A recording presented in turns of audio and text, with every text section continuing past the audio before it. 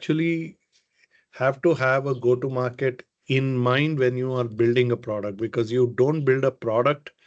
I mean, there are people instances, right? I mean, the popular story of uh, Steve Jobs, that he built a product because he realized that there is a need and people just don't know how to explain their need, so they will learn to use my product.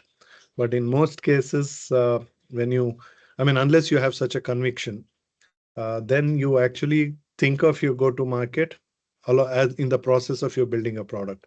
But now, having said that, you say you already have a product and now you need to plan a go-to market. Can we just do go few steps back, that what is a problem your product solves, Sure, sir. or what segment of people your product addresses to? I mean, maybe both the questions you can answer. Okay, sir. Presently, we are the sunflower stubble burning issue. Majorly, the farmers are facing a burning issue. When they anything else, the produce is produced, crop produced. After that, they are going to burn it. So that's the problem. So we correct those and convert and process it to produce a crop paper as well as paper plates. And and we are targeting the craft paper market and paper plate and function house and all those. These are our target customers.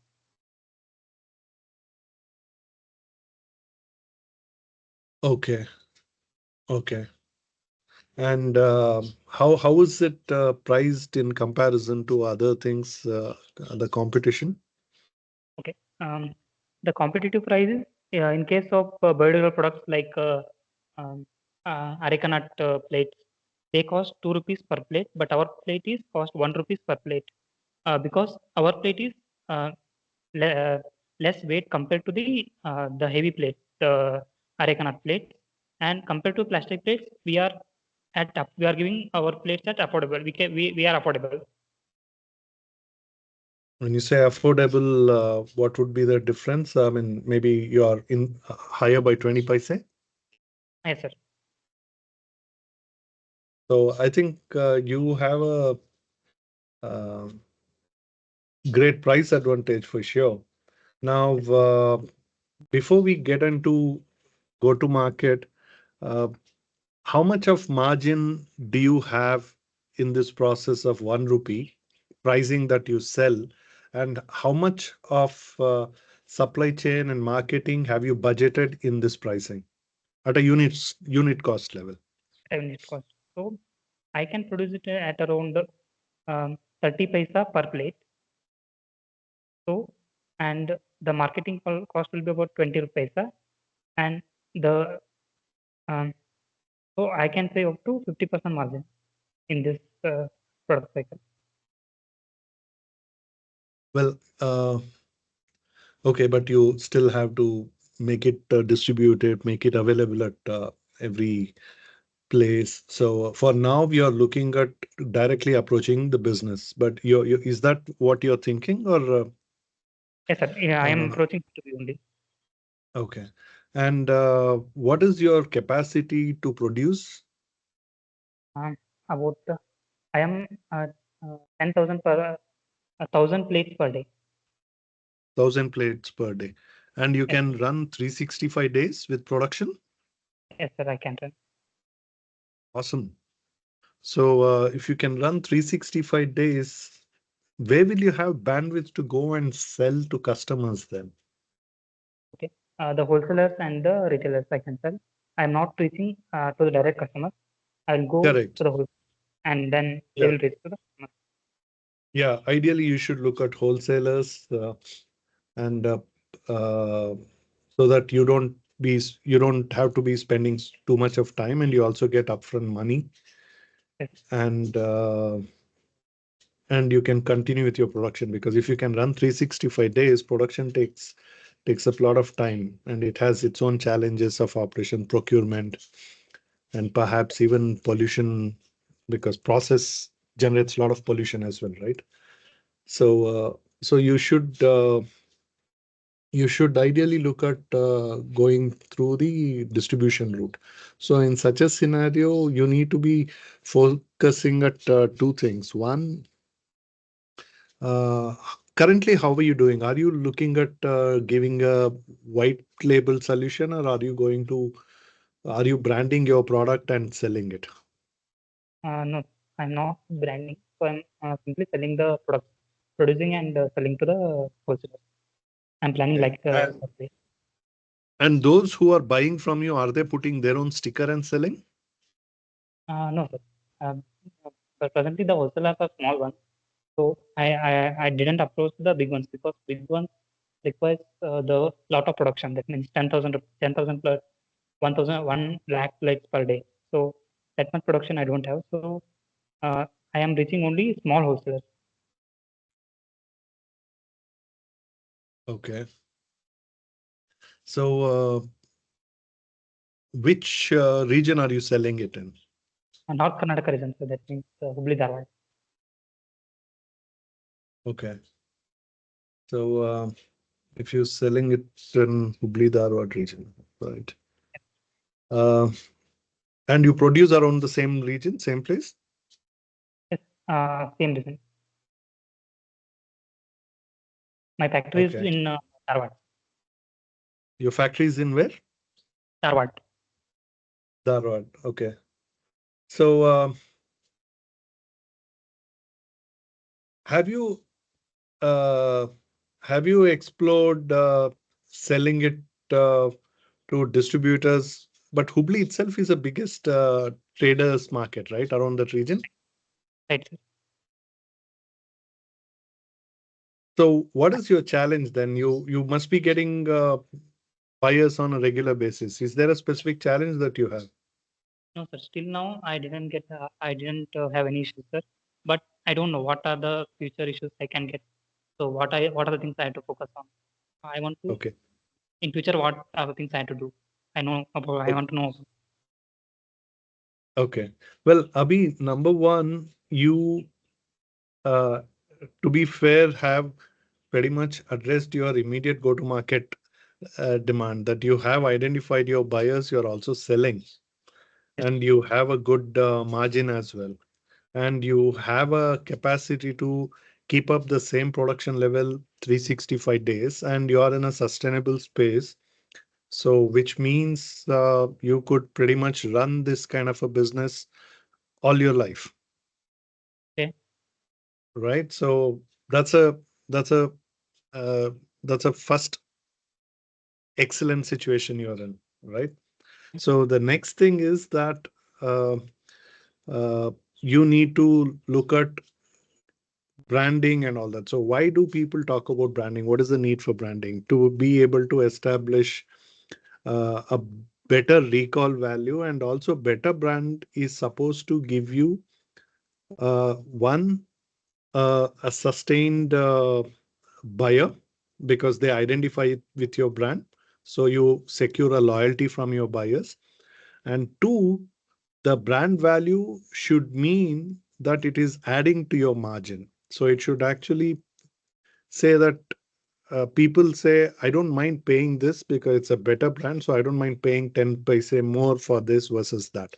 So this is what a brand is supposed to establish, right? Right. One, loyalty; two, better margin; and three, the same thing should allow you to give a better market expansion, because the brand recall gets extended. It goes word of mouth. So when somebody else goes to another place and they say that, you know what, we have that product there and which is very good and very reliable, blah, blah, blah. So from that aspect, the brand gives you a market expansion as well. But when we talk about market expansion, then it also comes back to your own capacity to keep up with the demand. Yes, sir. So in that context, do you want to be working towards scale, or do you Yes. want to be keeping up with this? No, sir. I want to scale. Okay, so in that sense, it is important that first you start focusing on building a brand around it. And branding will not mean putting a sticker, right? Branding could be, I mean, you can uh, create some visual imagery that goes with your product, but it is just not about putting a sticker, right? It's about communicating a story. It's about uh, engaging your customer to be part of that larger narrative, where by buying your product, they are also contributing to sustainability. They are also contributing to uh, uh, ecology, and the whole story. So brand story is that. So don't look at it as only a sticker exercise. So one is that you should look at, so when you do indulge in branding exercise, initially you will not be able to look at uh, 30%. You may have to spend a lot more initially to do that whole branding exercise, because ideally you need to be doing this kind of a branding exercise which sustains your brand for next 3 to 5 years. Why I say 3 to 5 years is, there was a time when we used to think that we make a logo for once, which is no longer the reality, right? I mean, every brand gets uh, a new look, and it is also necessary in the digital space, because the way people use and engage with everything around them, that one expects something better, something that is improved. While we want to be talking about sustainability, we also want to be associating with something new, something better. So in that context, focus on doing something for next 3 to 5 years. So for that, you need to still be spending some money and figure out that it goes in line with the sustainability. And when you come about it, you also have to think of packaging, because if you pack it with something else, with a sticker going, I don't want to be saying plastic, because it's not that plastic is not sustainable, but the perception of plastic is not sustainable. Maybe a quick deviation, if you guys permit. Do you believe plastic is not sustainable? Yes, sir. How many of you believe? Maybe you could show of hands.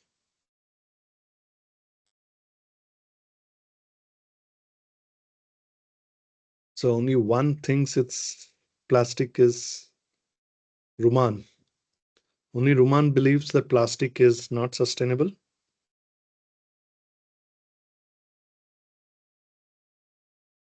Yes, sir. So everybody else believe plastic is sustainable. I mean, should No, I interpret it that way? Guys, speak I up. think plastic is unsustainable. You also think plastic is not sustainable. Okay. As a Right. business point of view, like for a small scale owner, it is. But as for like if we talk about environment, I don't think plastic, which is made from fossil fuels, they are not sustainable. Yes, we can talk about bioplastic, but they're also bioplastic. Like they also use some composition, as per my knowledge, some 30%, like 30 to 70% ratio, as per my as I last read somewhere. Okay. So maybe let's do a quick thing. I don't want to deviate today's conversation. I think it's going good on the GTM, and good that Abhi brought up this thing. So I hope others are also finding it useful. But very quickly, I'll just share my thoughts on. See, first of all, what makes any product sustainable? Uh, I think most important thing people associate sustainability with is that anything that decomposes organically or naturally in a fastest point of time, without leaving something behind for a long time to deal with. Is that a fair definition of sustainability? I know there are some waste business guys are also there. So if we consider that as fair, I'm going ahead with that because none of you challenged it. If we consider that as a fair definition, let's look at a popular products that are in comparison to plastic, right? First thing, if you look at wood, Would you say wood is sustainable? I Sir, guess there are most two people will types. agree. Okay, go ahead. Yes, sir, two types, I guess. So, according to my half-based knowledge, the process, the one which is manufactured without harming the nature, and one which can easily decompose within few decades, and the other one Okay, is the vice versa of it. excellent. So one which is uh, made without, or perhaps with the minimum damage to the nature, right? I mean, everything has some impact. So, so with minimum damage to the nature, and the one also decomposes at the earliest point in time. So perhaps wood meets that criteria.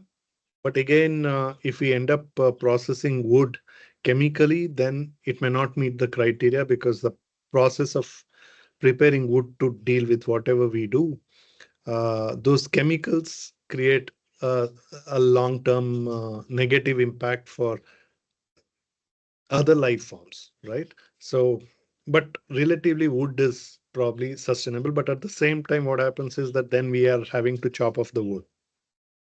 So let's keep the wood aside. But then if you are looking at uh, a glass bottle, is glass bottle sustainable?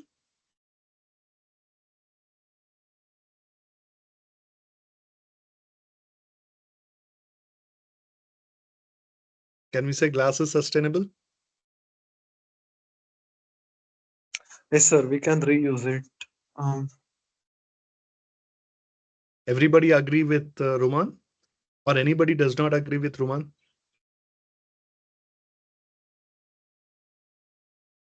Okay. Jay Vishnu agrees. Sir, disagree. Okay. So I'll just go with, since nobody's talking about it, I'll assume that, or somebody's saying it's not sustainable. Satvik. Okay. Why would you say that, Satvik?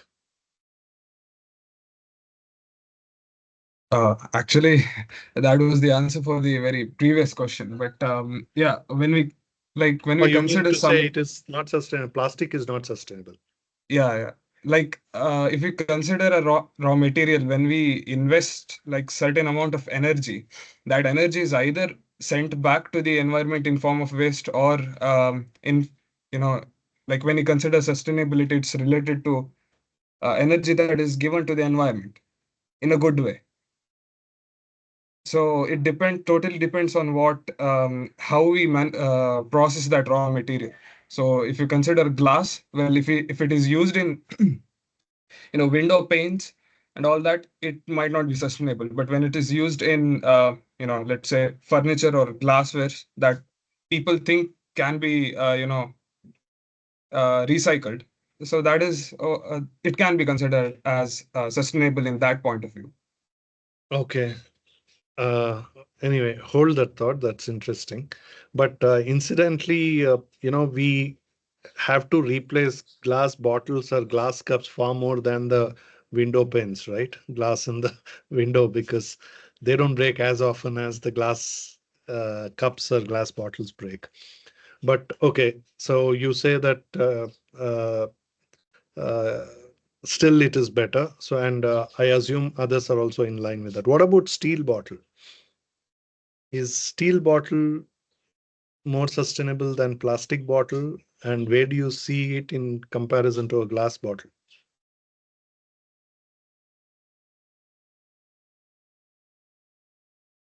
How many of you carry a steel bottle with you?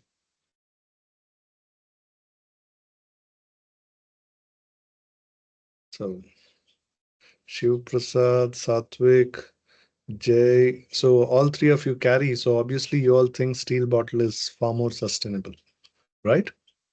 So is there anybody who thinks steel bottle is not sustainable? Sir, me, sir. Yes, Ruman. Why? Sir, because the first primary point, manufacturing of steel causes a lot of environmental hazard. Hmm. from a civil, as a civil engineer, like it's the biggest contributor to this global warming. But we can't raise issues, sir, because nothing is equivalent to steel's strength and durability. So till something comes in the exact wavelength of steel, we can't replace steel. So far. Okay. Yeah. Excellent point. So Vaishnavi, why do you agree with that?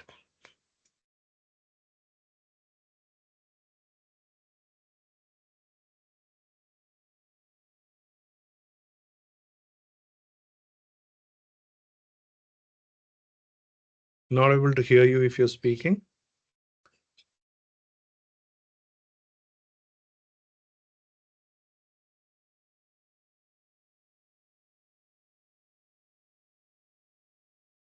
No, Vaishnavi.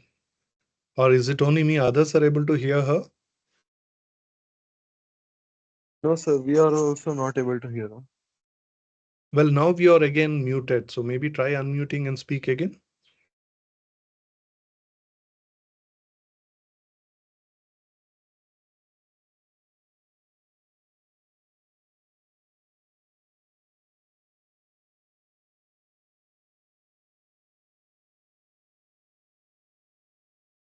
Okay. All right. Well, uh, it's an excellent point Roman brought. Uh, See, if you look at it, a glass bottle takes about 1100 years to decompose, 1100 years. A steel bottle, I think 700, 800. How long is it, Ruma? Sir, no idea. Like, yes, sir, approx what you said. Yeah, around 800 years, right? And most important thing, what Ruman brought into the conversation is that uh, the amount of energy it takes to get to the point of steel itself, right? And amount of waste it creates generates in the process.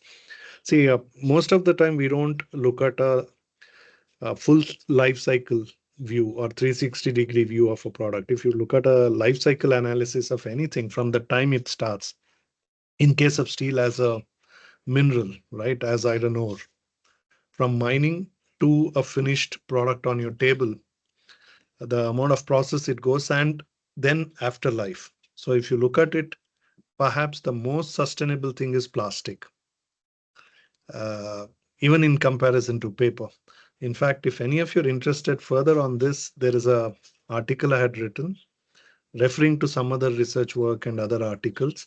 It's on LinkedIn or Medium. So you can look it up, or I'll try and search and send you the link.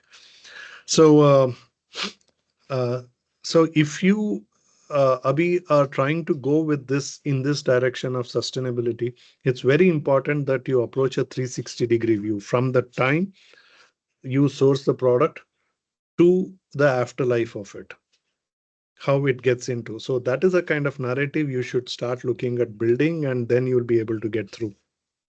So if any of you are also trying to approach go to market for your products, I think uh, uh, in a very nice way, Abhi has actually already done this. That one, he identified the source of materials availability to the point of figured out how to process it and make the product. And after making it, he's also identified sales the exercise of selling it to the distributors through whom it can be sold. And he's also been able to make it perhaps without a brand, which is okay because right now he is established that product can be made, product is useful, and product has a means to sell. And in all this process is still able to generate nearly 50% margin. So it's fantastic.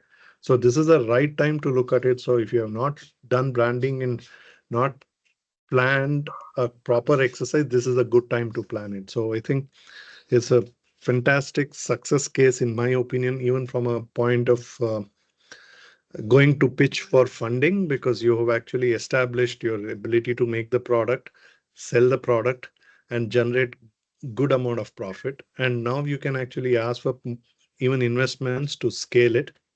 And from a point of scaling, see, a lot of times people assume that go to market is only about how do we sell to the market. See, go to market has to address every aspect of it. See, if you are going to market and if it is not making profit for you, then there's fundamental flaw in your GTM approach.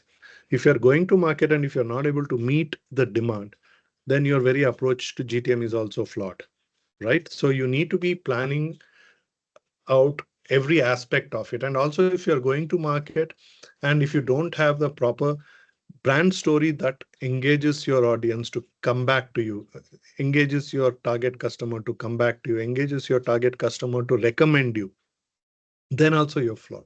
So it's okay that you don't start with it, but it is not okay that you continue to do the same way. So this is a good time for you to be planning the go-to-market exercise. So what I'll do is that perhaps I'll share this deck uh, and you'll get a PDF copy shared with you in turn. So go through it. Any particular challenge you have on that, you come back to me and we can take it up. Or maybe we today itself I'll share it. So tomorrow you can go through and tomorrow we could discuss what are the areas that you have a problem. Sure, sir. Will- And is there a specific concern that you have, Abhi, that you want to talk about? Now I don't have, sir, but I will read that and let you know, sir. Okay. And another thing is pricing. Okay, yeah, maybe the whole that will give you a good view to it. Anybody else want to talk about uh, your business or where you think you need to approach GTM, or if you're already working on GTM, do you want to talk about your challenge here? Anybody?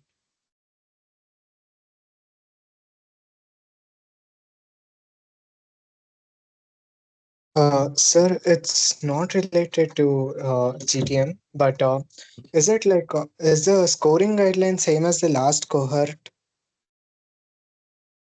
That question is not to me because Yeah, I it's don't score like anybody.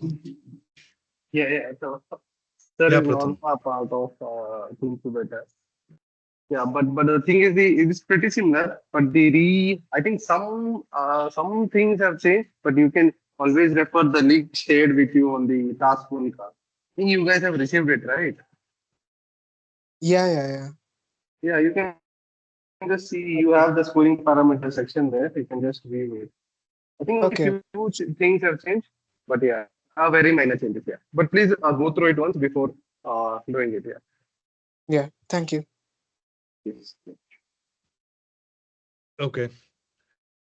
See, I can just run through the PPT, but I thought it would be far more useful for you guys if we actually start discussing your own business challenges and opportunities on the GTM side. So if you guys don't want to discuss, I can go back to that. What do you want to do? Sir, just a second. Our teammate Satvik is about to explain about this. Yeah, yeah. Good.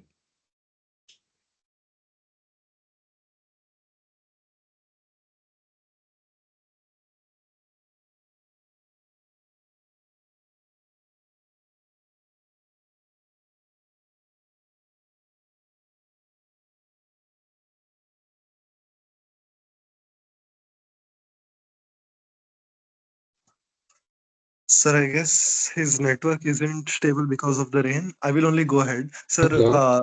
as you, Satvik, Prathamesh, Satvik is Yeah, here. Prathamesh, ಹೇಳು. just a second.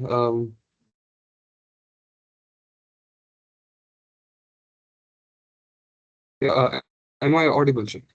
Very much. Go ahead.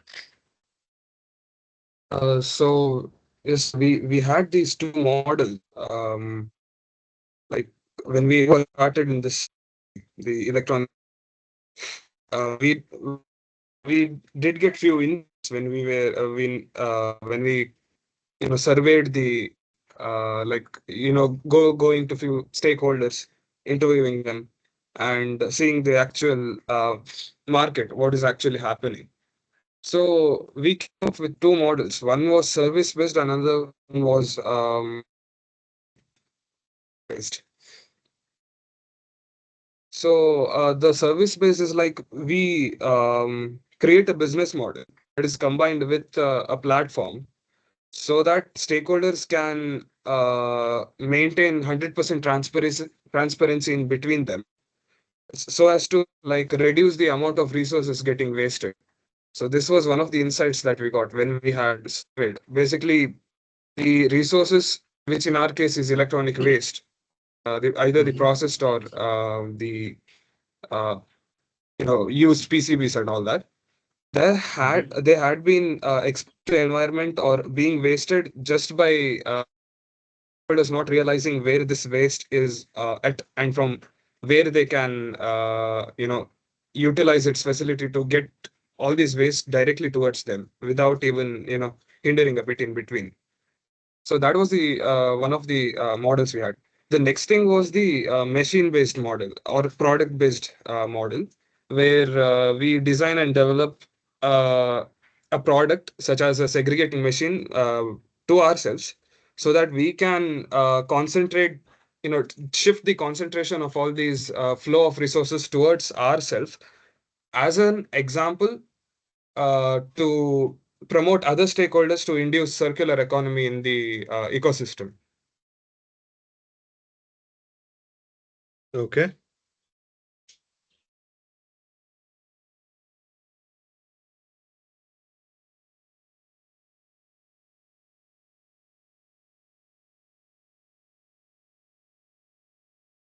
You Yes, muted. sir. So, uh, Prathamesh, mute.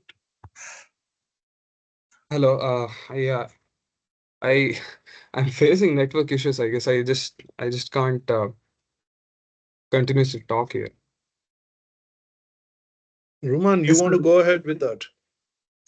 Yes, sir. So we build two types, sir. One is machine based, which primarily focuses on degradation of PCB. This one, PCB boards, printed circuit boards, and next one, this completely is a focused centric model, sir. We will prepare the machine, or either we will sell it off to the existing mammoths in the industry, or what we will do is we will only keep to limit it to ourselves by patenting it or like somewhat. And the next thing is the service based model, similar to Zomato being an aggregator, Zomato, Swiggy, or anything. What we will do is we will rotate this e-waste from the producers to the transporters to the vendors and finally to the stakeholders, that is still the like downside marketers, like this e-parisara and this one, informal sector recyclers. What Mhm. will be our exchanges instead of this commission, sir? Similar to what we will be giving you this much percent of e-waste, this much percent of specific waste.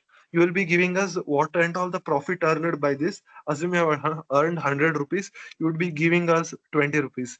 So this is the exchange of profit in the whole cycle, sir. But we are we are struck, don't know which to implement, sir, like whether to implement this service model or this machine model.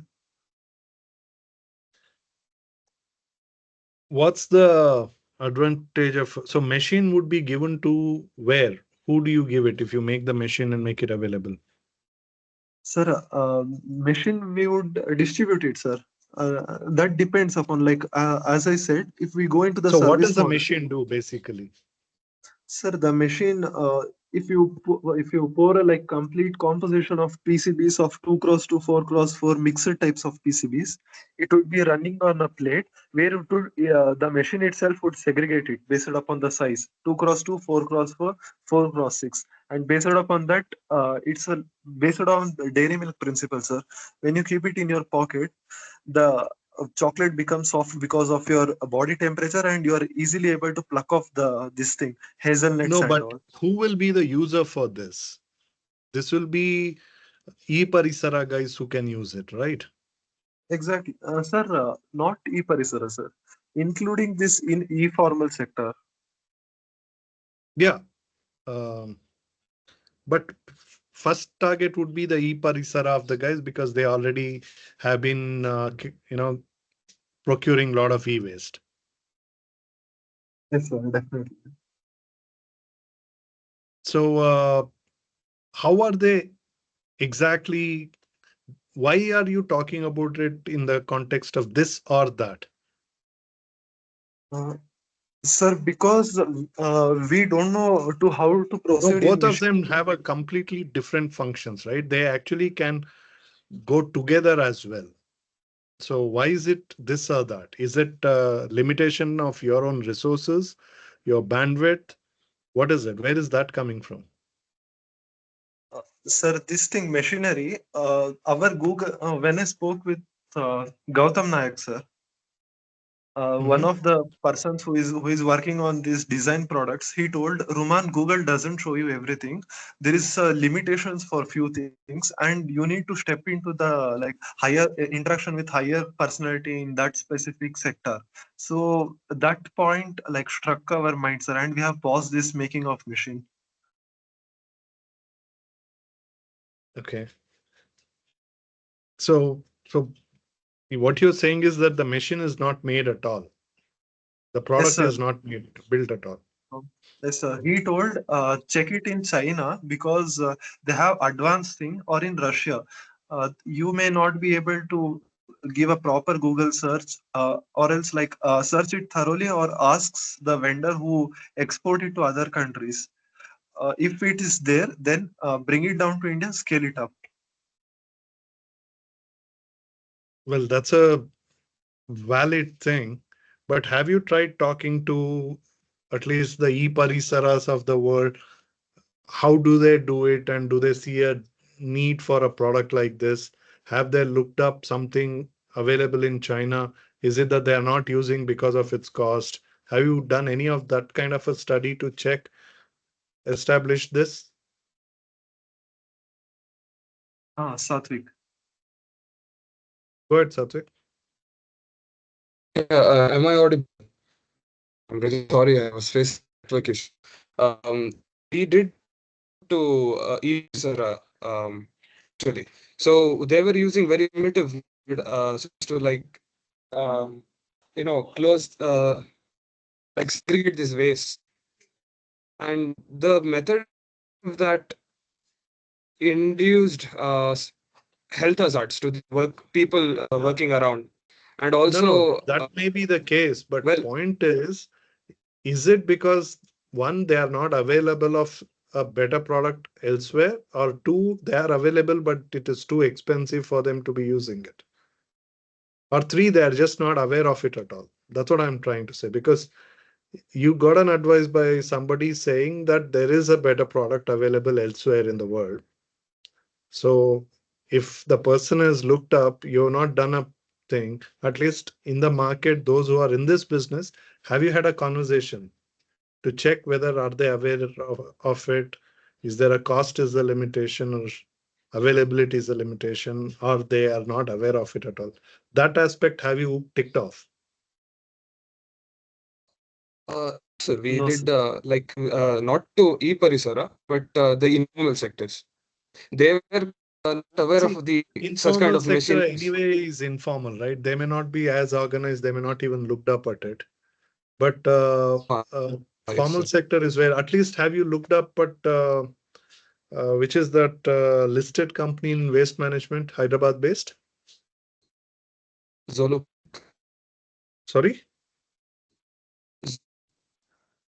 No, no, it's a listed company. They are the biggest waste management company in India. Uh,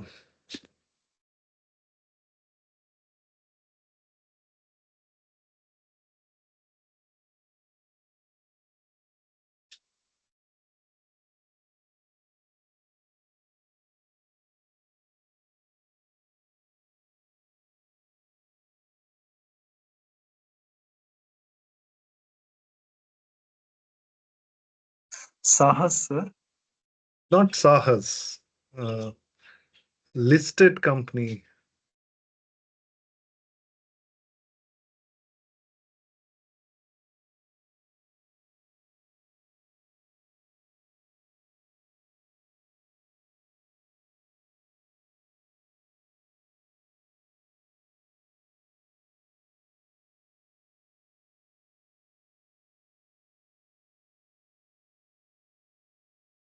Oh, I see a lot of companies are listed.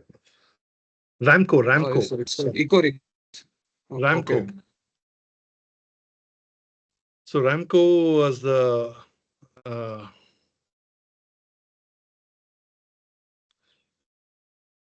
so why don't you look up them, because they have been one of the earliest guys in this business, right?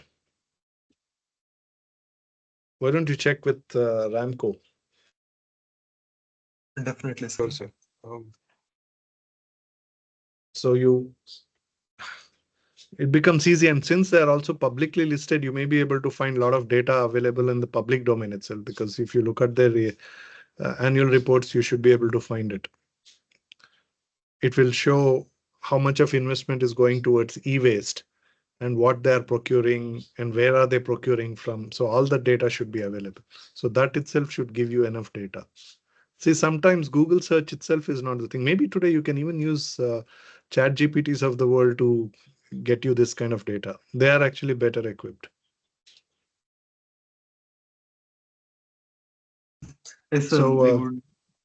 so first thing is that you need to evaluate why do you look at a product versus service model. And two, see if you are going in a service route is always good from a cash flow point of view.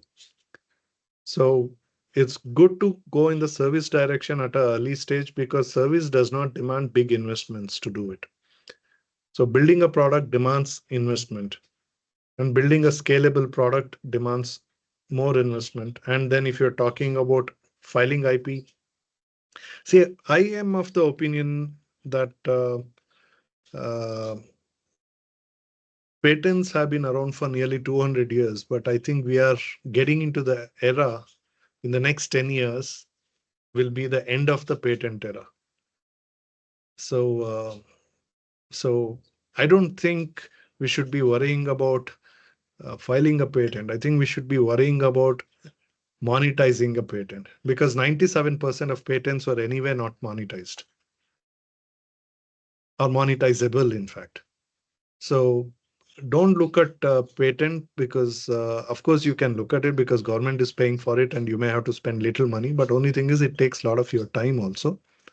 But maybe some patent lawyers will make some money out of you, so it's probably good in that direction. Unless I think NASCOM is supporting you with that exercise, also perhaps you should indulge in it. But don't make that as your primary focus. Uh, Focus is look at making money in that sense, keep up with the services angle. Look at it whether the product has better technology aided competitors elsewhere in the world. And if they have patent, maybe you can even talk to a IP lawyer. They can also help you with identifying what kind of patents are filed around this space, or use any of these uh, uh, AI tools, right? Claude or Google has something. So use any of them, or even Bing Microsoft Search. Bing is also hugely powered by AI. So you can actually look at these powered tools, AI powered search engines to get you a better result. So look at it and then see what it takes for you to build a product, which you can also defend from a patent point of view, and also make sure that at least if you are putting so much of time and effort, make sure that somebody has not already filed a patent, because if you do it, then it's of no consequence. You may waste 3 to 6 months behind it and then realize that there's already patented the approach you have done, and your patent lawyer will tell you that can you change the process to do the same thing, so you will invest another 3 months behind it to work around it so that you don't infringe on somebody else's patent. So all that time could well be useful in the services model, but not discouraging you from approaching a product standpoint. But product is always a good idea, but you need to keep looking at the market need and be aware of what is there in the market and how effectively will you be able to plug that gap by coming up with a product. And another thing is that a lot of times people try to segregate services and products. See, many a times you can actually productize your service from a solution standpoint, right? If you can stitch it up in a subscription model, it can well be wrapped around as a product. Are you getting what I'm saying? Yes, Yes, sir. sir.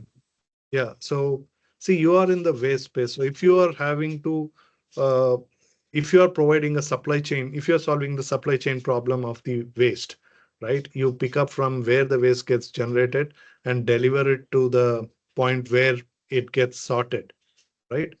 So there is a cycle of this, and I think we also spoke briefly about it. That why don't you also look at OEMs from a point of where they are selling, because a lot of OEMs today are mandated to take care of the afterlife after customer dumps it, right? Like you know about the batteries, right? It's the OEM's problem. It's not a problem of you or me. So when we get a vehicle comes with a battery. When we replace a battery after its life, we just replace it. But the manufacturer is responsible for the battery that we replace also.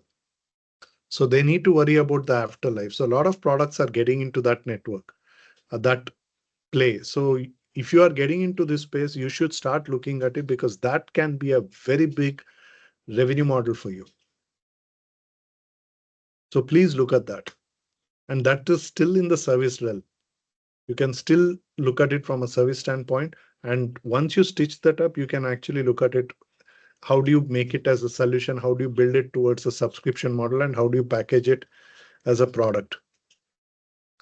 While you continue to explore IP-based product development. Uh, yes, sir. Sir, sir, we would like to work upon this, sir. I guess the time won't be enough in this meeting. So we have our cement going on. After this week, I guess, is it possible for you to like have a meet with us, sir, either in online or? We can do that. We Yes, talked sir. about it, I think, last week. Yeah, yeah, not a problem. Please reach me. Yes. Yeah, Thank you, sir. cool. Any other questions? Anybody else want to bring up something?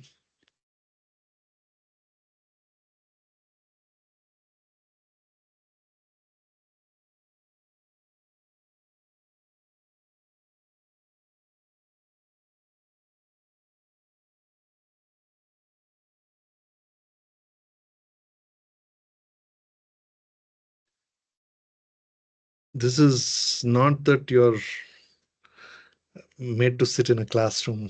So, so please talk about it. You guys as entrepreneurs should be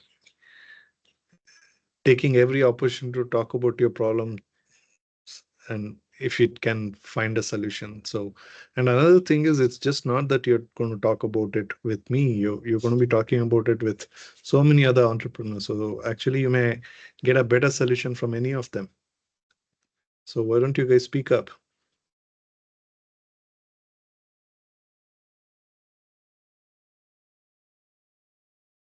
Okay, I'll just give one more minute. If you guys are not speaking, then what I'll do is I'll run through the presentation. Should I do that?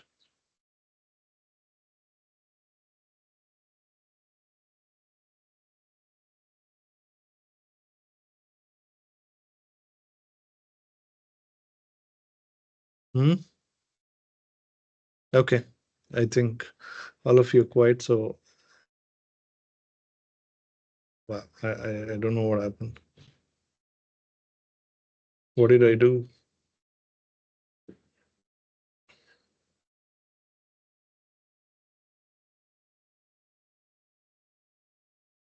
Okay.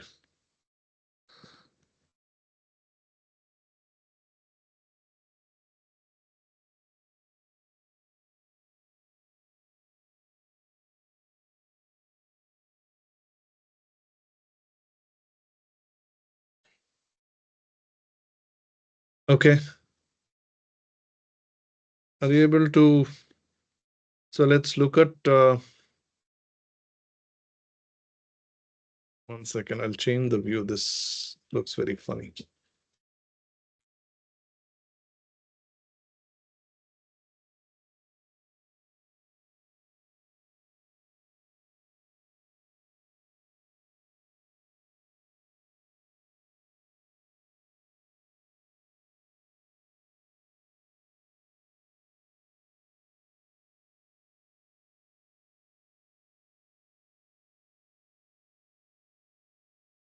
Oh gosh.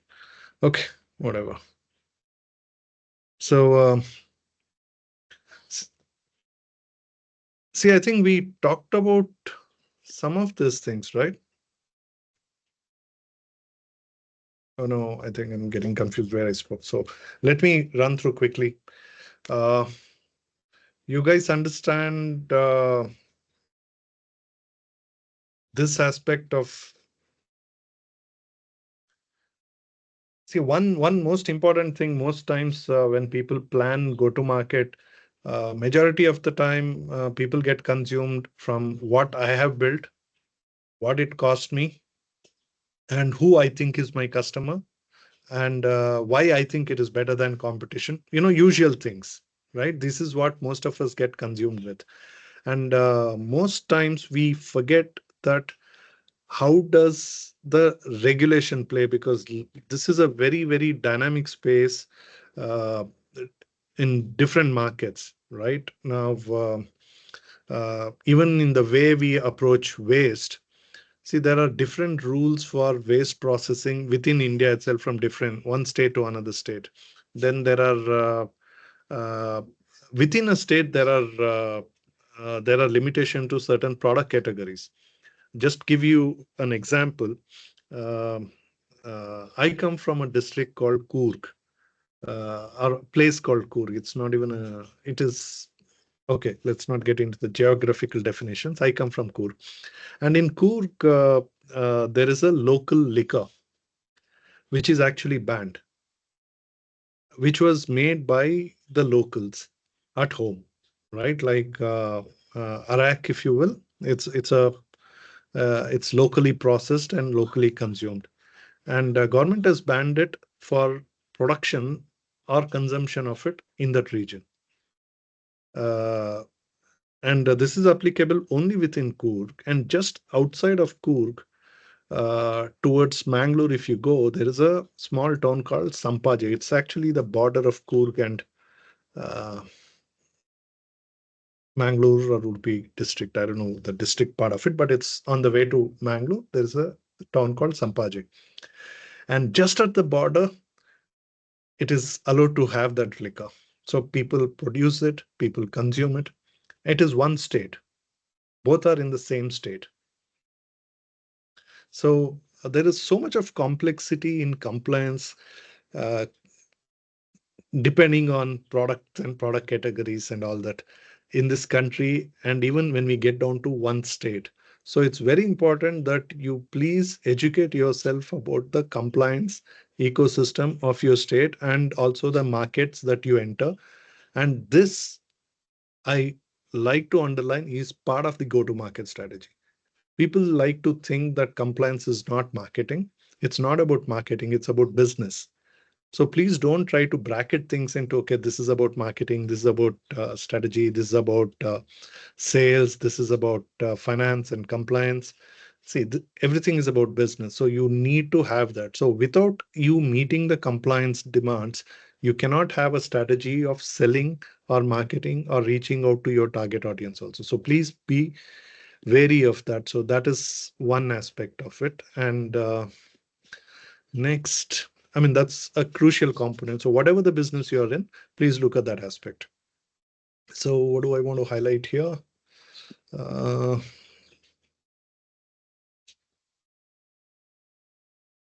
okay, so most times we always assume that our product meets certain needs, certain gaps in the market, so, and solves or addresses certain problems of our customers. And many a times it does. But most times we fail to take note that to what extent it does, right? So it's very important that we actually spend little time to understand how much of a value does it mean to the customer. So, so please look at it, and also it'll be a great learning point for us as entrepreneur, because we can actually stitch it back to our own brand story of how the product gets utilized. And there are so many cases. I'm just not getting, maybe I'll get recall some story to tell you about it, as how a product story or a brand story got extended because the company didn't visualize that, but customers were using it in so many ways. But at the same time, it's not the best thing, right? Like today, a lot of people use Coca-Cola or Thumbs Up or Pepsi to wash toilets. And there are a number of YouTubes talking about it, that they are far more effective than washing liquids, soap, and detergents. But that is not a story that a Coke or a Pepsi could go to market with, right? I mean, they cannot use it.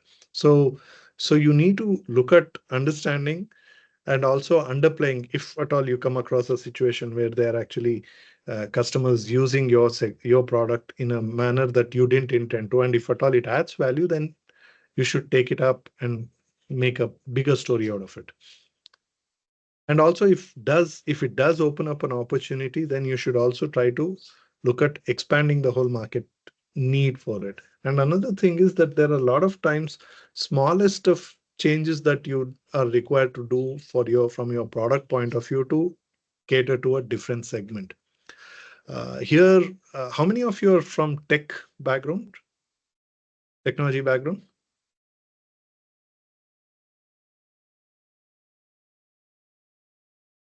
Two, is it? Okay. See,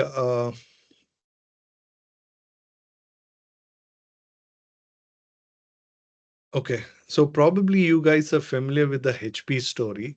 Very quickly, I'll just try to tell you that HP came up with a printer, and they were looking at selling the printer, and there was also a need for businesses to have a printer. So they initially started selling uh, a desktop printer, right? And then the company started having inquiry that, see, we cannot be buying a printer for every table. Can we have a network printer? So HP went back to the board, went back to the company and said, okay, can we stitch it up? How do we do it? So then it was a simple solution that, okay, we need to just place one card within the same printer and make a network port available so that they can plug in a cable and it can be available across the network that is connected through that network. So now it became, how do we go back to the market with? So if they, from the product point of view, it was an additional card that went into it, but they didn't have to change any of the uh, look and feel of it. It was pretty much the same printer. They just had to install additional card which connected with the motherboard of the printer. They had to install a small driver. So from a process of making a network printer, it was very small. But from a outcome of it, right, that having a network printer which is of use for an enterprise segment, it was a big thing. So what they did is that they didn't go about changing the whole thing. They went with the same product. They called it enterprise product. In fact, from a point of cutting the cost of the product, it became far more complex for them every time they have to insert it. So they followed a single process of making all same printers.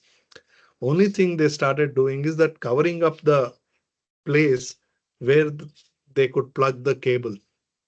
Are you with me when I'm talking? Because I'm just visualizing and telling you. I don't know whether you're getting it. If you're able to understand, just give me a thumbs up. You're not getting it? Okay. So, so basically what they did is they didn't do any extra product design. They just focused on enhancing the feature capacity of the product, existing product, which met the enterprise need. They just sold it for significantly higher cost, And when you, as an individual, buy a printer, you pretty much got the same printer that what an enterprise user was getting it. Only thing is that you are getting it at a much lesser cost.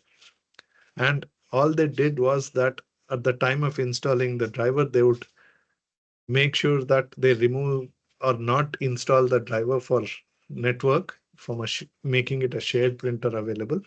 And the point at which you plug in the cable, that was blocked with a small plastic and screw. So they didn't have to indulge in a huge product design exercise. And even for them to go to market was much easier. And because many of the customers were already using the printer, and it became easy for them to look at it as an enterprise use case. And because of the value at an enterprise level, nobody questioned the price point is why is this so expensive? Because you can actually plug 8 computers or 10 computers into it. So nobody questioned the pricing of it, though it looked the same. It does the same function for an individual versus a network in a room.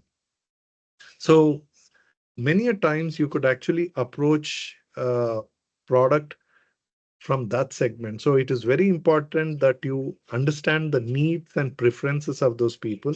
But also, when you do understand the need and preferences, you don't have to be approaching your product from a scratch point of view. You can actually go back to the same customer behavior, understand that, and see how else you can look at enhancing the value. And if the value enhancement can be significant, you can bundle that or reposition the same product in a manner like what HP did, and go and charge a super premium corresponding to the value that you're providing. And you can still make good of it without your customer raising an eyebrow. But all that is possible if you keep a very active view to your customer segment. So we could go a little more detail in needs, preferences, product, service, features. But I think useful conversation in this context would be what we spoke earlier. Few different distribution methodologies. Uh,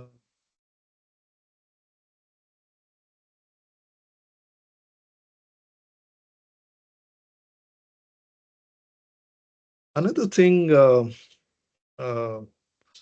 while we while we approach in putting together a GTM strategy, is that you need to consider your sales cycle also. See, a lot of times people tend to say this is marketing, this is sales. But you need to have a consideration to the sales cycle. And what has to happen is that your marketing effort has to go in sync. So at every cycle of sales, you have to have the right plugin from your marketing communication aspects. That is where your whole effort can be very effective and your strategy would be meaningful. So please stitch up and work in tandem with that exercise. So then it becomes a lot more holistic.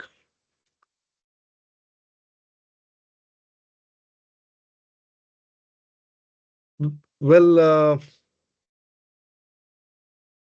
in different chunks we spoke about it, like product cost, competitive pricing, perceived value, customer willingness to pay. So part of the HP story can be in this context as well, right? So and also uh, see, particularly in India, and particularly if you're going to direct to consumer anywhere else in the world also, discounts is a very, very useful tool for you to engage, drive a sale, and also uh, drive any loyalty programs, because all of them have to be associated with what kind of a discount they get or what kind of an extended value they get. So this is where you need to consider that. But again, if you are approaching tokenization, I don't know if I spoke about tokenization last time. I was talking about distributed economy as a business model, right? Maybe what I could do is, wait, let me see if I have tokenization as a part of it here.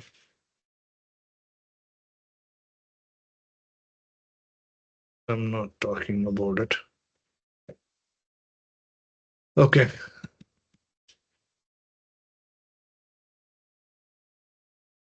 All right. So, uh, do any of you understand tokenization here? What is your understanding of tokenization? Since I'm going to share this deck, I think it's perhaps better that I speak to you about tokenization. Maybe I could introduce that to you.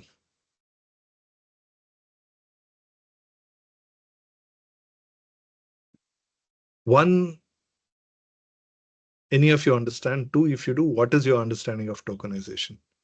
Anybody? Show of hands. Speak.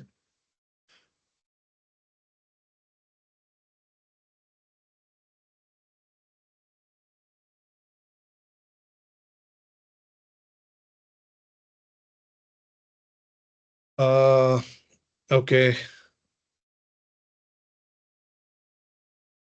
Are you guys there? Are you not there? I mean, you don't understand. Okay. How many of you don't understand tokenization?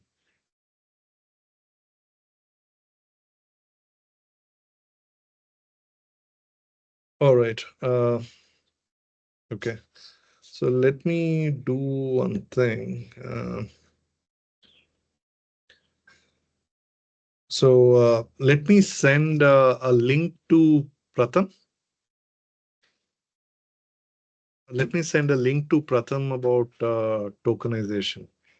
So uh, it's a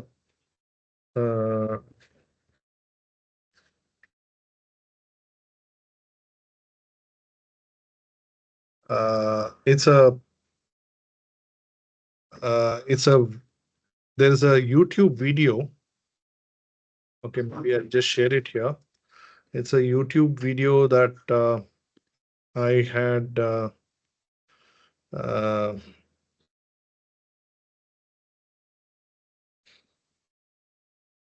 I had made a present. Rather, it was a more of a conversation at uh,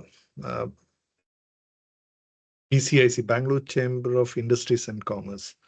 So it was an interesting conversation where uh, BCIC finance wing, they were asking questions on tokenization. So I answered. I think that has captured in a very question and some way of explaining tokenization. So they asked me a question and I explained. So it's a nearly an hour. So if you guys can spend about an hour watching tokenization, uh, then probably tomorrow when we get back into the session, I would like you to do two things. One is I'll share this PDF, so look at it. Wherever you have a doubt, we can discuss that. Two, I would like you to watch that video on tokenization from how I explained. And I would like you to see how you think you can apply tokenization to your own businesses from the from whatever you understand from that video. And then we could actually discuss that as well. Are we good on that? Yes, sir. Yep. Okay.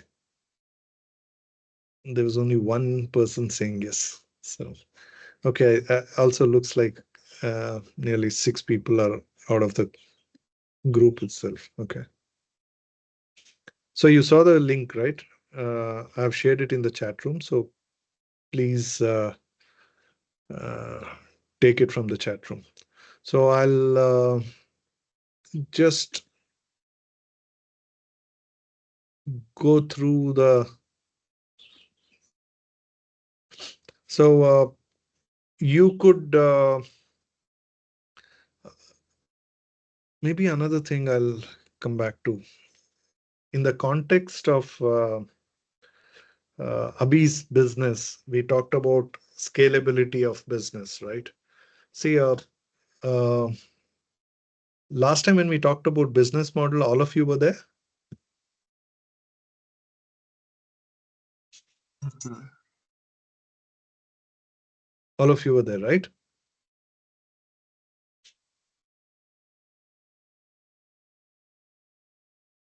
No. All of you were not there. Okay. Uh, okay. See, there are, you can see the scaling is one of the key components or key aspects of go to market. The very idea of go to market strategy is that one, how effective are we in being able to fulfill our brand promise to our customers? So, if we are effective, the natural extension of that effectiveness is that market expansion. And as a virtue of market expansion, it demands that we are able to scale, right? It's just an organic cycle of growth. So when we are talking about that, Abhi also mentioned that there are bigger guys and their demand is that I should be able to supply 10,000 a day. So now the biggest complexity of any business is the ability to scale. And even if you are able to scale by borrowing a lot of money and put that investment down, create that infrastructure, particularly a business like waste to you are generating a building a product out of waste, and then you're catering to a sustainable demand. It is highly unsustainable to think of scale, creating a large infrastructure within the same region. As in, you have a capacity to make 1,000 a day, you increase your capacity by extending your factory by another 3 acres. It does not make sense because you may not have the supply of raw materials around there. And then to make sure that your scale needs are met, you will start shipping supplies from too far away. So if you are doing it, then you are fundamentally defeating your concept or your approach to sustainability, because again, you have to ship raw materials from somewhere. In the process of shipping, there are a lot of other things that happens. So it does not make sense that you should be doing it. So then how do you scale? How do you scale sustainably? So how do we connect a sustainable scaling to GTM? So this is where you recall that in the distribution model, we also talked about island manufacturing.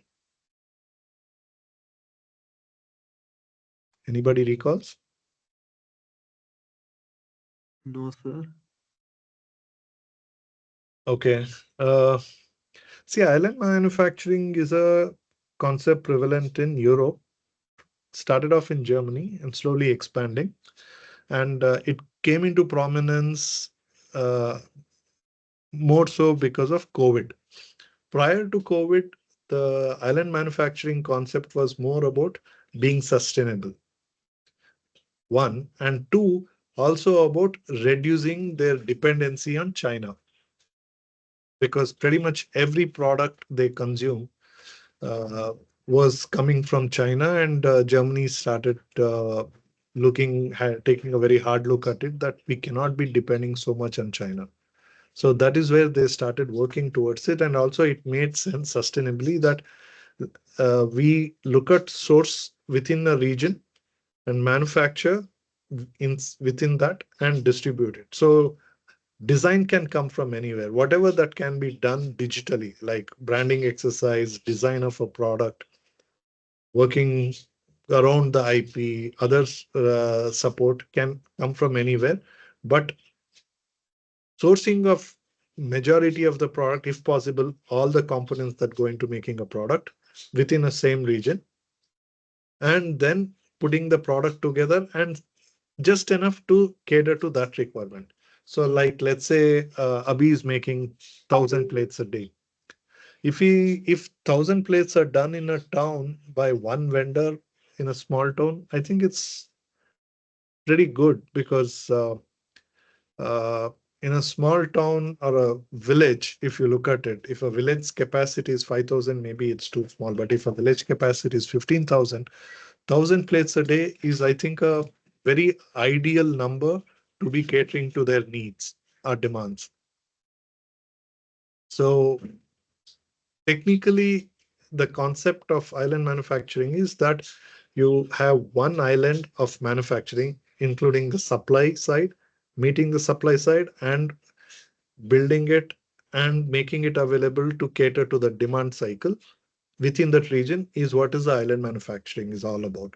And this is the concept which took off in a big way after COVID because two things necessitated it. One, China shut down, so people still needed it. And what do you do?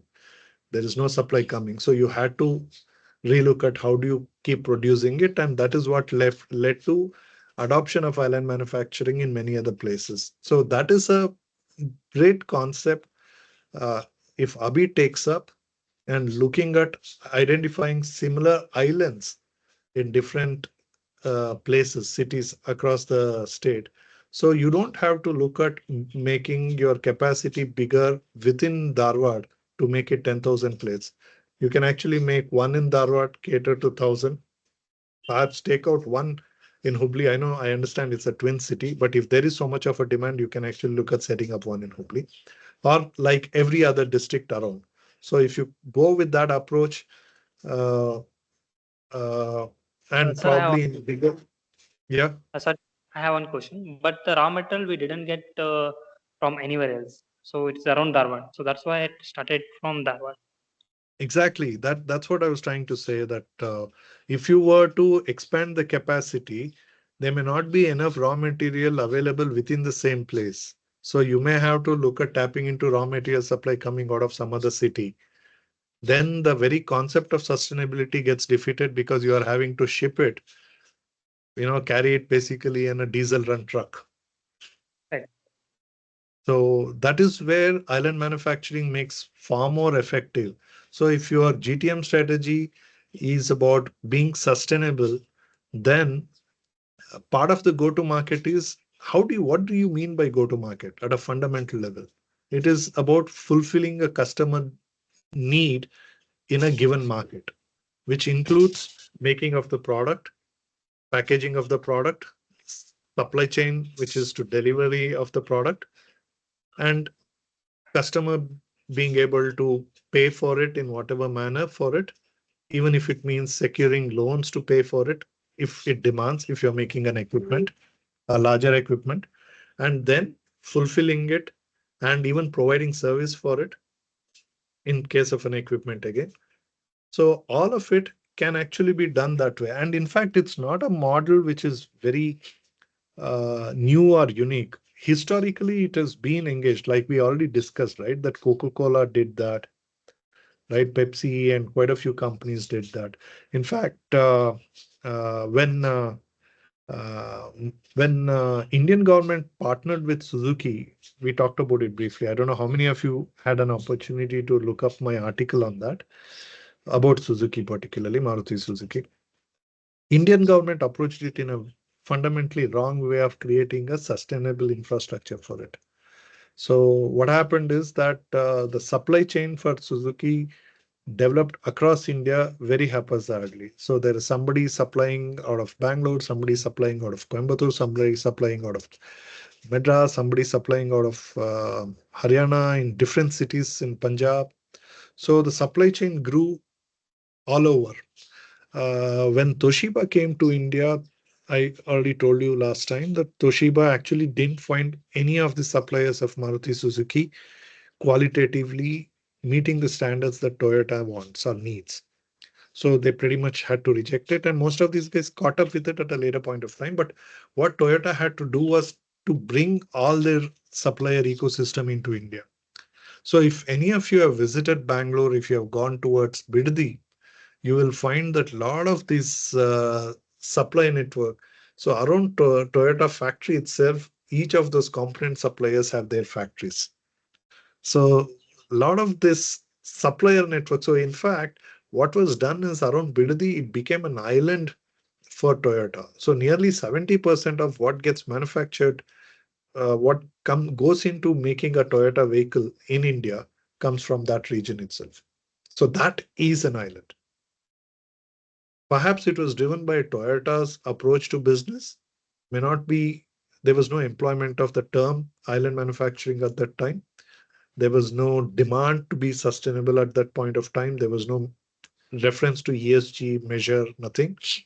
But a pure commonsensical business approach drove them to do that.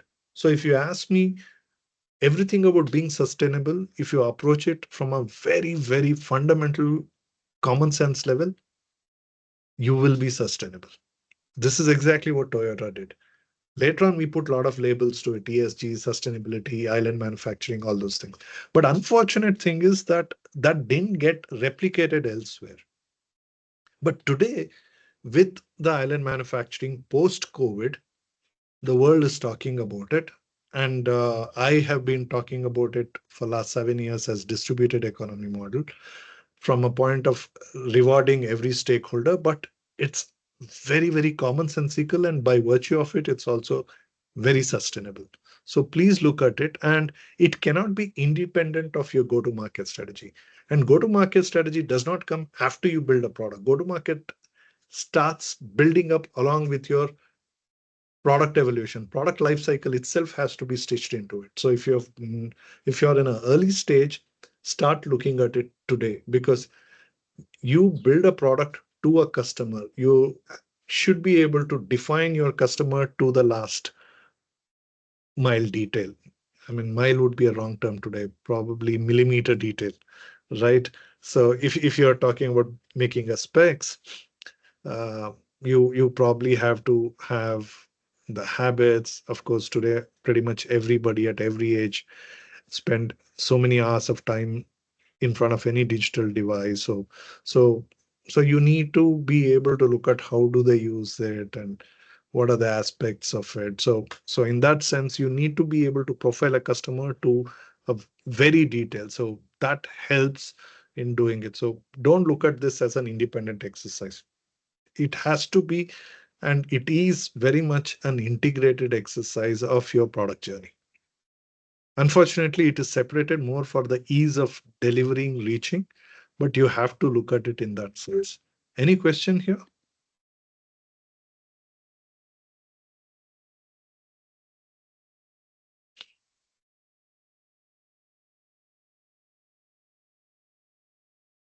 No, sir.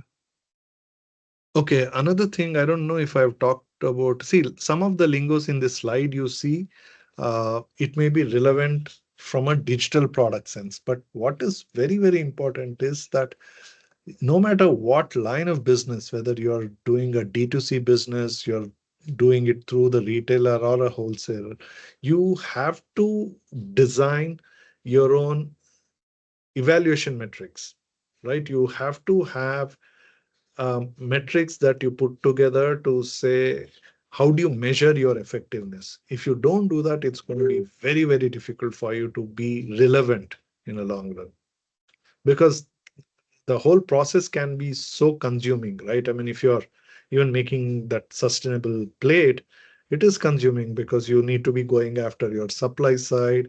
Is there a problem? Then the logistics, compliance, and resources, even human resource, even financial resource, the very place, sometimes the weather, the rain. So there are so many other aspects that can completely keep you closed, that you actually don't have any more time to look out. So that is where it's very important that you build a metrics at every stage to evaluate, have I met this standard, and how much have I not met, and how do I address it at the next step, and how do I make it accountable if I have missed it. So that, so this is not for an outside world, this is not for an investor, this is for yourself as an entrepreneur. So it is very important that you actually stitch this measurable metrics into your strategy, right? It is, see, a lot of times people think go to market means it's just about going and selling, but you have to see how do you stitch these metrics to evaluate your own actions and outcomes and gaps. We are on the same page, right? When I say this, we get that. We understand, right? Yeah. I hope it's true for everybody.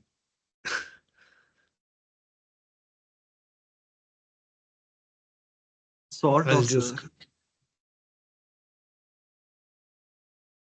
No, but nobody is giving a thumbs up or a except you. That's why I'm asking. It is true for everybody. Sir, because we haven't gone this far, might be. Okay. So is it becoming too heavy?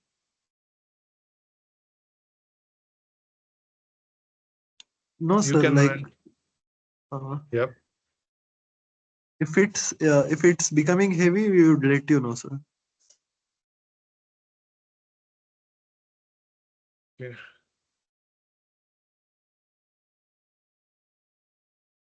Yeah.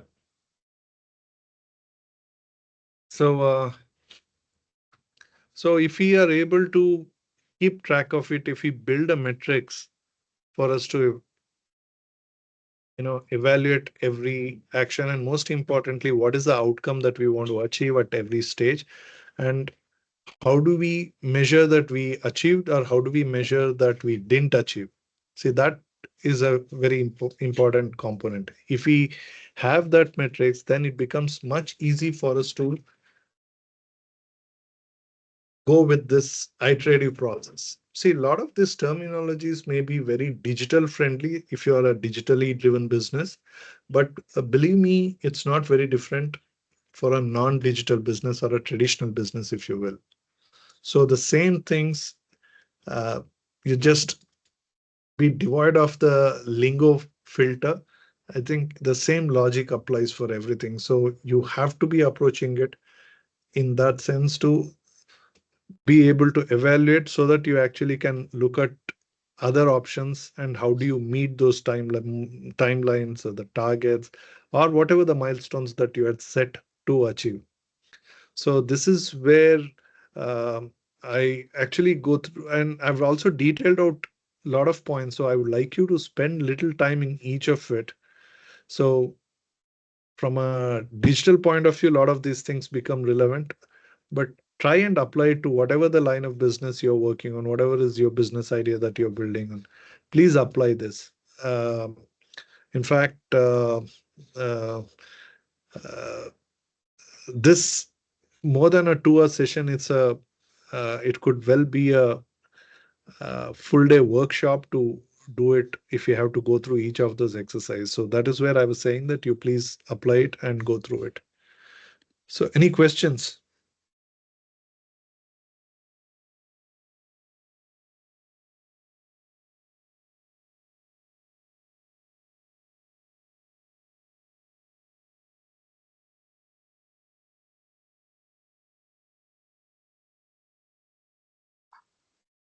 No, sir. Okay. So once again, I'll just soon after this, I'll be sharing the PDF of this deck with Pratham. So please go through it, try and apply it for your business. Note down wherever you don't understand something or wherever you need clarification, we can discuss that. Two, I would really like you to spend this near 1 hour on that video link I have shared. Understand tokenization because that can, I seriously believe, will be the way much of GTM will be employed, irrespective of the line of business that are going into. In fact, many of them have started employing it, some of them in a subtle way. I don't know if you are any of you are in the we talked about it. I don't recall. If you are into crypto space, but see, India is opening up. Binance has got a full license to operate in India now. This is the news from the last weekend. So it's not even a week since Government of India, which was talking about banning Binance, and has actually approved Binance. So there were talks about even uh, arrest Binance founder, which was just 1.5 years ago, to inviting Binance to do business in India. So things are changing. I think it's a very positive change. So tokenization is going to take off in a very big way. And another thing is that when you go through the video, I also talk about tokenization at an organization level, not just, I mean, employing that tokenization organization level. And if you recall the conversation we did about distributed economy model in the context of Infosys shares, do you recall that? Yes, sir. So tokenization is one aspect which can actually change the ownership, I said. So if there is a way tokenization gets legalized, which I believe will get legalized in India, and today there is still a way to employ it without being illegal. And see, a lot of times uh, people think every business is always legal or illegal. There's nothing in between. And I think it is a very wrong way of thinking. See, fundamentally, every business at the start of, or at the, every new business at the start, it is not possible that they are legal. Everything starts in the realm of gray. Only in the process of its evolution, legality catches up with that. Are you able to understand what I'm saying? Yes, sir. So you start something which you think is relevant, you start building it, you start employing it, you start selling it. Government doesn't know it because the current rules does not define it as right or wrong. So effectively what it means is that when I talk about tokenization, I say it is not illegal. And I want to ensure that whatever we do remains not illegal. See, it is not up to me to ensure that it is legal because legality is written by government agencies, right? So what, as an entrepreneur, I can do, or what we all can do, is that we can ensure whatever actions we are taking towards doing some business in a certain fashion is not illegal.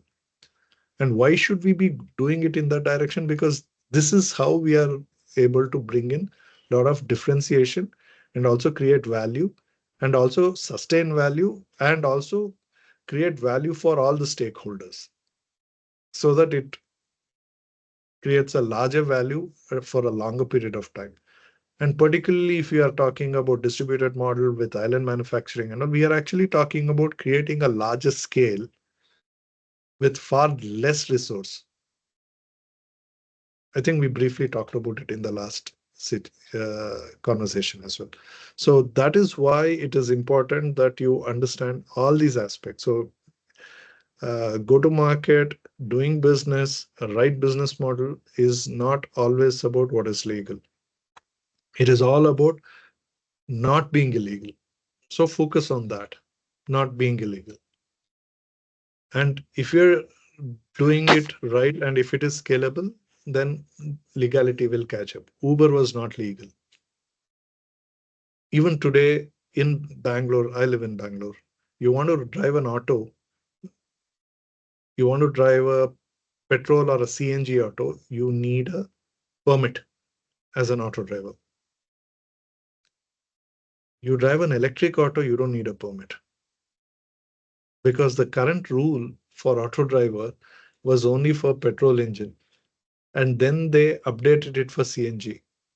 And it is not updated for electric. So because it's not updated for electric, you can actually buy an electric auto tomorrow and just hit the road in Bangalore because it is not illegal. But is it legal? It is not legal. But is it illegal is what matters. And it is not illegal. So you actually can do. So likewise, uh, so many businesses, in fact, e-commerce, from the time Amazon got started, it was in the gray area. Flipkart got started, it was still in the gray area. Only later, a lot of compliance came in, defined the scope of e-commerce because e-commerce as a business and a model was not defined from the compliance standpoint. Compliance catches up. It's always business sets the road and compliance starts building. Ideal system is that compliance is built to secure one, the interest of the customer, and two, the interest of the business. But unfortunately, many a times compliance becomes lopsided. It focuses on the customer but many a times it is not benefiting the customer, it is not benefiting the business, it is giving avenues for the people who manage compliance to, you know, I don't want to be saying it on record, but unfortunately, that is where corruption thrives. So there are systems like that, but that is where we need to be a lot more vocal. But that apart, by and large, things are only getting better. So we need to be prepared. And it's only us as entrepreneurs who dare to do things differently, are the ones who drive things. So we have to be driving it. And if we are on the right track of scale, then compliance will follow and it will start aligning as well. And we need to, the role does not stop there. That is where we also have to start building a community.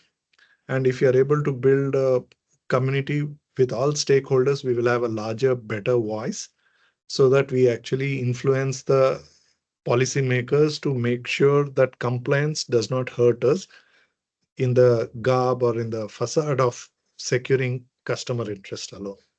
So that's why you need to be working towards it. So that is why business model and particularly go-to-market strategy exercise is just not about marketing and selling. It's about business. So any questions? If no questions, last time we actually ran a little longer and some people were leaving, but already today, whoever has had to leave have left. So any questions?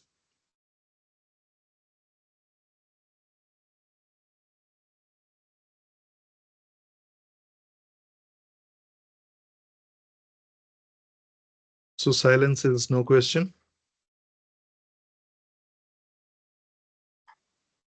We have few more minutes, so if you want to ask anything, we can talk about it.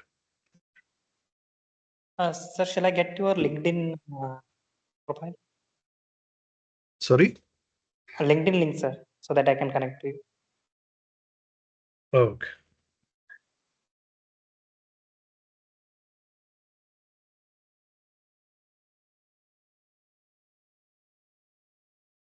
So the main part is we lack the meaning of the basic words. Like there is a thing called as synonym.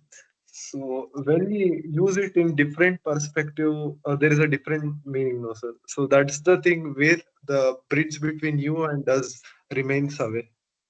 So you're asking like, are you getting this? Uh, well, I don't know. I generally try.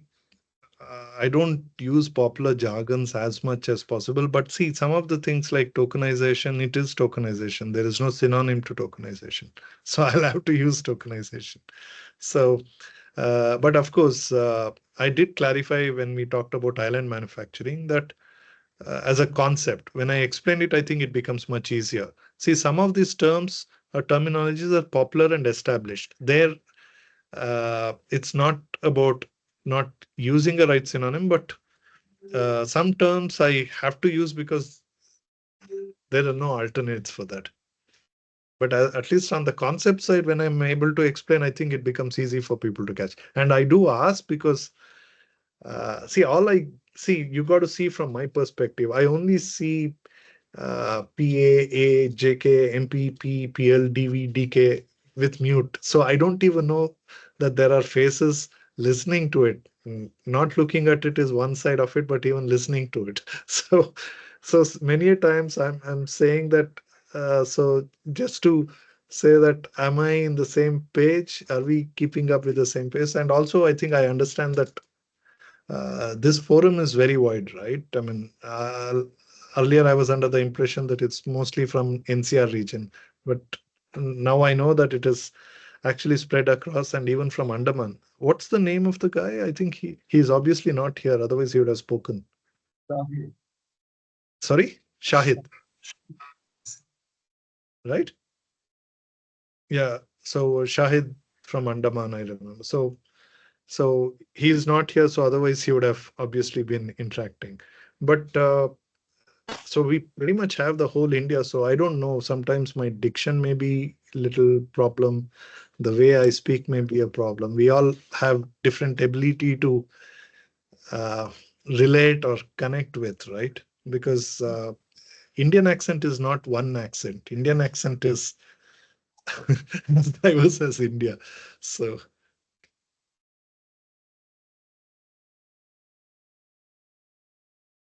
yep. Anything else?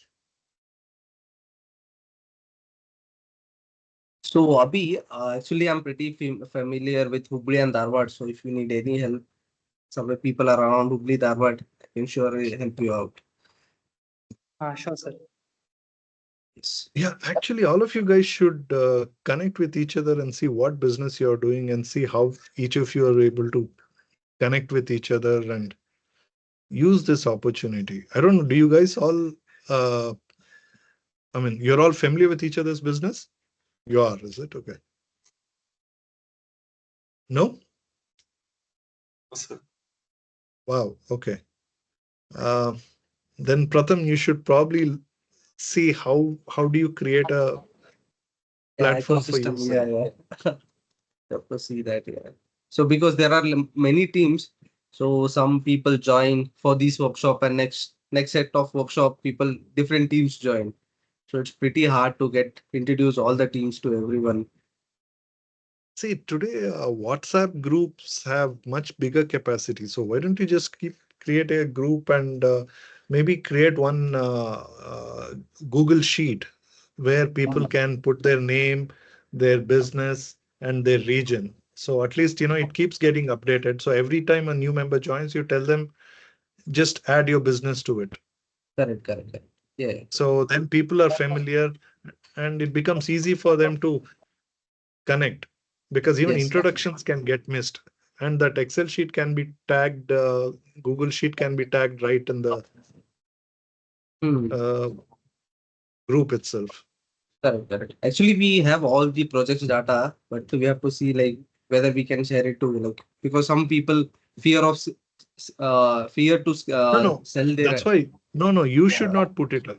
yeah, You yeah, yeah. just ask them to join Yes, and yes, you yes. just create a template and say ask them to fill it. Whoever Hmm. wants to share, they will fill it. Correct. Whoever Okay. don't want Okay. to share, they will not fill. It's their, I mean, Choice. it's Yeah. their thing. Yeah. Yeah. But at least majority would be able to utilize that, right? Because I think people will appreciate it. Yes. Yes. Surely, sure. I will think of that. Yeah. Thank you so much. Yep. All right. So Pratham, I'll mail you the deck Sure, and sir. Sure, sure.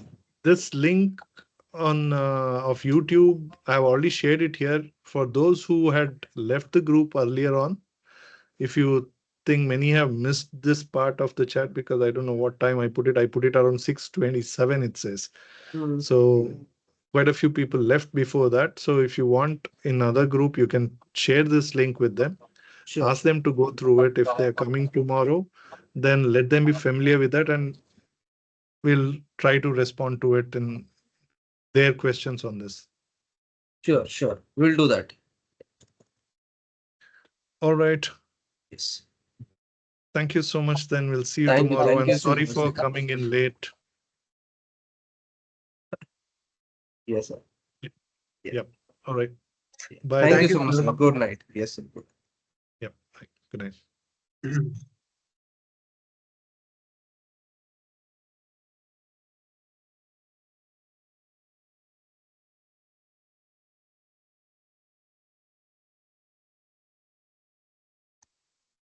Pratham, sir.